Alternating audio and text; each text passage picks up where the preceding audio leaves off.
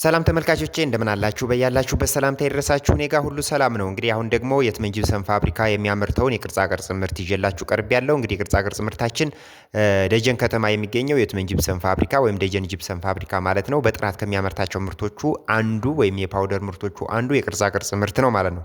እንግዲህ የቅርጻ ቅርጽ ምርት በሁሉም የኢትዮጵያ ክፍል ተደራሽ እየሆነና በጥራት እየተመረተ የሚገኝ የቅርጻ ቅርጽ ምርት ነው ማለት ነው። እንግዲህ ቅርጻ ቅርጹ የትኛውም ባለሙያ በጣም እየወደደው በኳሊቲው፣ በሙሌቱ፣ በጥራቱ በደንበኞች ዘንድ ተመራጭነትን አግኝቶ ወይም ተወዳጅነትን አግኝቶ እየተመረተና ለማህበረሰቡ እየተጠቀምበት የሚገኝ ምርት ነው ማለት ነው። ምናልባት ይህ መረጃ የሌላችሁ ሰዎች እንዲኖራችሁ በማድረግ ነው ይህን ቪዲዮ የሰራሁት።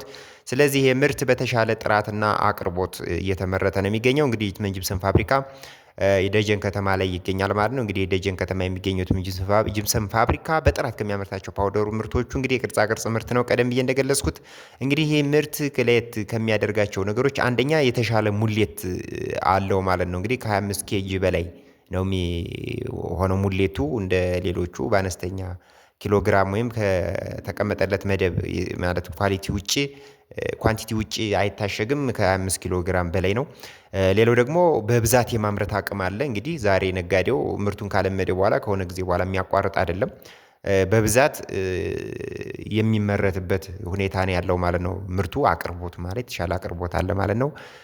እንዲሁም ደግሞ የተሻለ ጥራት ዋናው እንግዲህ ጥራታችን ከሁሉም እንለይበታለን ማለት ነው። እንግዲህ ይሄ ደግሞ ምንድነው?